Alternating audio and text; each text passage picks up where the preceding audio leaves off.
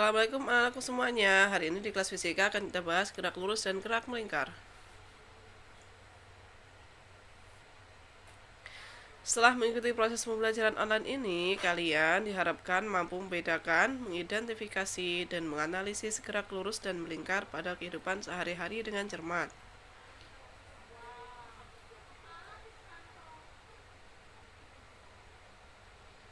Perhatikan lintasan mobil berikut ya. Oke, perhatikan lintasannya.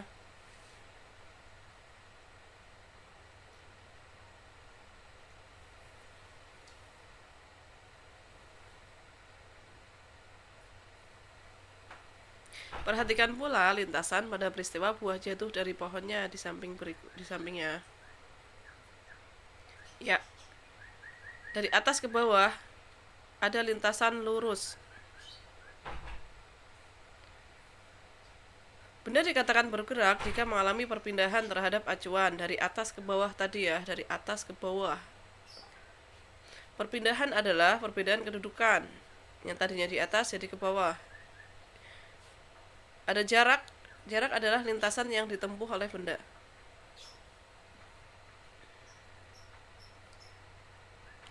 Gerak mobil dan buah jatuh dari pohon mempunyai lintasan yang lurus. Keduanya merupakan contoh gerak lurus.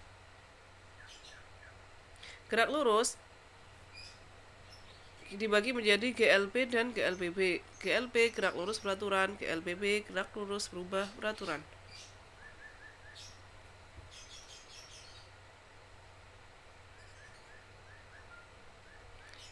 Yang pertama kita bahas adalah gerak lurus beraturan atau GLB. GLB adalah gerak yang lintasannya lurus dan kecepatannya tetap. Kecepatannya tetap berarti tidak ada percepatan atau sama dengan 0. Misalkan Doni mengendarai sepeda motor dengan kecepatan tetap 5 meter per sekon. Artinya setiap sekon maka Doni akan menempuh jarak 5 meter. 2 sekon maka Doni akan menempuh jarak 10 meter. 3 sekon maka Doni akan menempuh jarak 5 meter. Atau dirumuskan S sama dengan V kali T. S itu jarak, V itu kecepatan, T adalah waktu. Sebuah mobil melaju di lintasan lurus dengan kecepatan 120 km per jam. Berapa jarak yang ditempuh mobil dalam selang waktu 120 menit? Diketahui dari soal, V-nya adalah 120 km per jam. Dan waktunya atau T adalah 120 menit atau 2 jam. Berapa jaraknya? S sama dengan V kali T. Sama dengan 120 kali 2. Sama dengan 240 km. Berapa meter? Sama dengan 240.000 meter.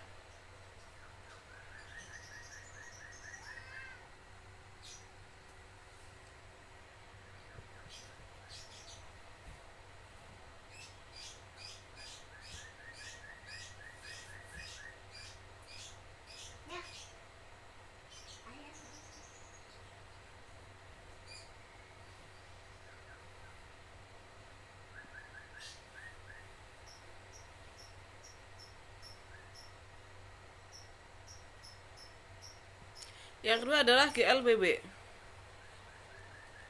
Gerak lurus berubah beraturan adalah gerak suatu benda pada lintasan lurus dengan percepatan tetap.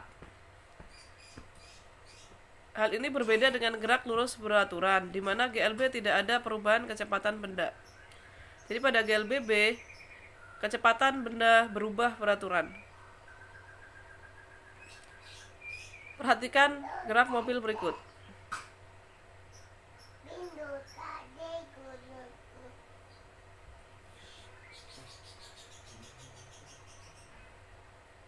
Oke, dari awal sampai akhir geraknya dipercepat, di mana T 1 sekon, V-nya itu 2 meter per sekon. Pada T 2 sekon, V-nya 4 meter per sekon. Pada saat T 3 sekon, V-nya 6 meter per sekon. Dari sini terlihat adanya percepatan. Berapa percepatannya? Dari 2 ke 4, 4 ke 6. Jadi ada 2 meter per sekon kuadrat percepatannya.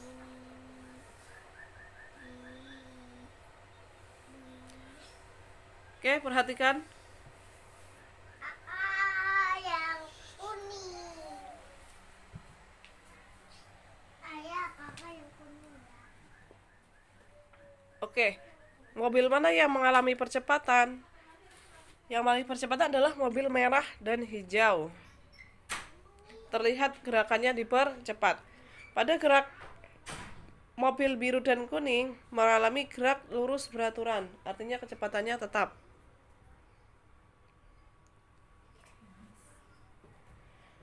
Bagaimana hubungan grafik posisi dengan waktu ketika benda itu dipercepat? Perhatikan ya. Bentuk grafiknya ya.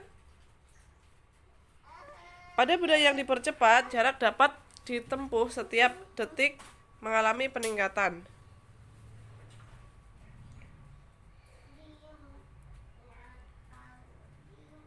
Hubungan kecepatan dan waktu. Oke, kecepatannya selalu naik ya, terjadi perubahan kecepatan.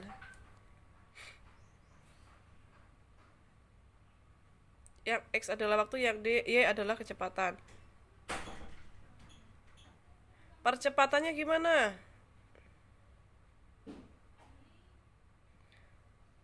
Oke, kecepatannya berubah teratur, percepatannya konstan.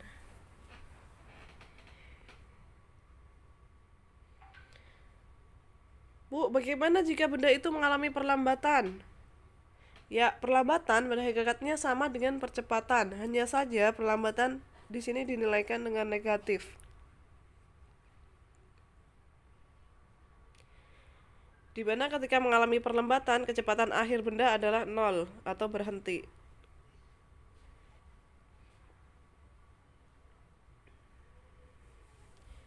Manakah yang mengalami perlambatan? Oke, hubungan waktu untuk benda yang diperlambat. Hubungan kecepatan dengan waktu. Ya, terbalik ya. Kecepatannya semakin mengecil. Terakhir adalah 0.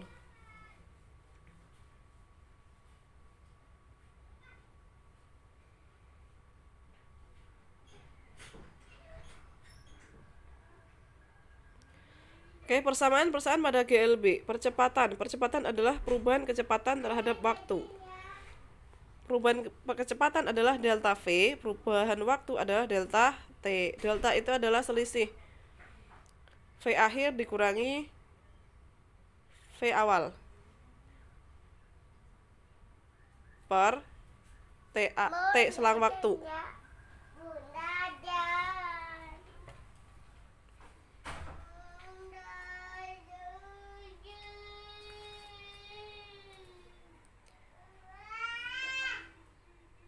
Jika ditetapkan T diam atau T sama dengan 0, VA sama dengan 0, dapat didapatkan A kali T sama dengan V min VO. V adalah kecepatan akhir, biasanya disimbolkan juga dengan VT. V0 adalah kecepatan awal, A itu adalah percepatan,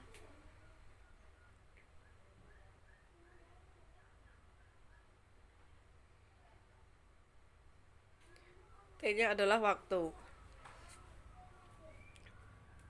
Kedudukan benda dirumuskan dengan X sama dengan V0T plus setengah AT kuadrat ya.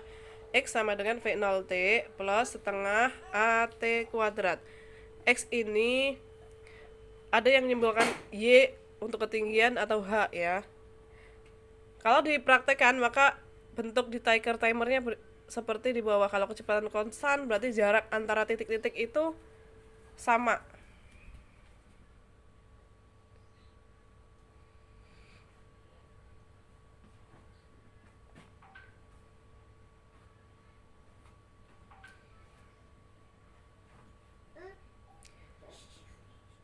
Oke, kalau dipercepat semakin lama titiknya semakin jauh.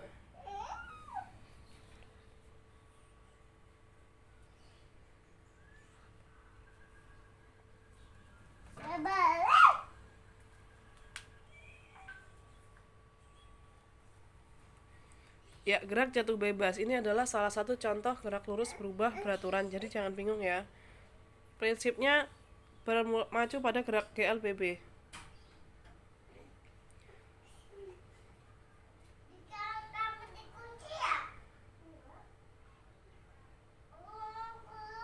Gerak jatuh bebas kecepatan awalnya 0, artinya gerak yang tidak mempunyai kecepatan awal. Perhatikan.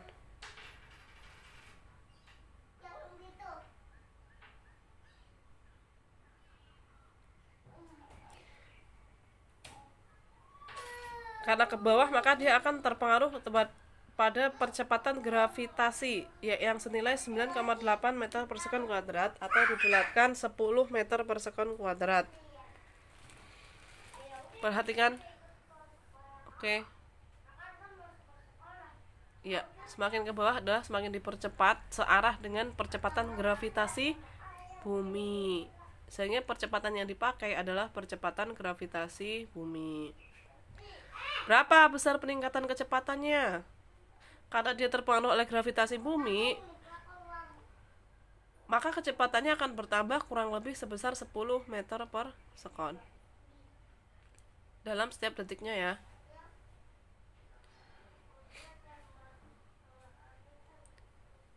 Berapa jauhkah benda mengalami perpindahan posisi akibat percepatan gravitasi? Ini pakai rumus dasar yang GLBB. X sama dengan VOT plus setengah GT kuadrat. Karena gerak jatuh bebas itu tidak punya kecepatan awal, maka nilai VO kali T-nya adalah 0, sehingga tidak usah dituliskan, hilang X-nya jadi setengah GT kuadrat. Oke ya, paham ya, nggak usah bingung. Ini X ini ada yang menyimbolkan Y atau H, sama.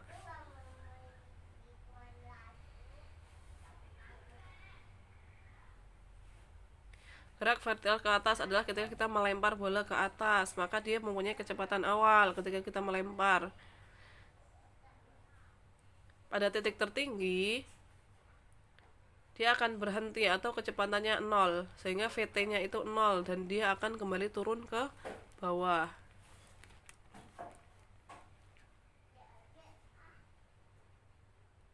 Itu ya, titik tinggi adalah 0 sampai akhirnya dia itu akan turun ke bawah, sehingga VT-nya sama dengan 0 untuk gerak vertikal ke atas. Kalian perhatikan aja konsepnya. Kalau kalian paham maka tidak akan susah. Oke, lalu gimana persamaannya? Sama ya, dengan GLBB, V sama dengan VO min AT kan, kalau yang persamaan GLBB, karena dia terpengaruh oleh percepatan gravitasi, A-nya ini diganti dengan G. Kenapa minus? Karena dia melawan arah gravitasi. Gravitasi itu kan selalu ke bawah. Karena dia dilempar ke atas, sehingga berlawanan dengan gravitasi atau melawan gravitasi, sehingga nilainya menjadi negatif. Sehingga rumusnya menjadi untuk yang posisi di sini disimbolkan dengan Y, bisa ya pakai rumus yang X tadi. Y sama dengan V0T min setengah GT kuadrat. Kenapa minus? Karena tadi melawan kecepatan gravitasi bumi. Y itu adalah ketinggian benda M, ada yang menyimbolkan dengan H. V0 adalah kecepatan awal, T itu selang waktu, G itu percepatan gravitasi, V kecepatan akhir, ada yang menyimbolkan dengan VT. Jangan bingung. Contoh soal, kalian perhatikan. Sebuah kelapa jatuh bebas dari sebuah pohon yang tinggi. Setelah 2 detik kelapa tadi menyentuh tanah. Ketahui percepatan gravitasinya 10 meter per sekon kuadrat. Maka kecepatan kelapa pada saat menyentuh tanah berapa? Pakai rumus VT sama dengan VO plus GT karena ke bawah. V0 nya 0 ya, karena gerak jatuh bebas. Contoh soal yang kedua, perhatikan.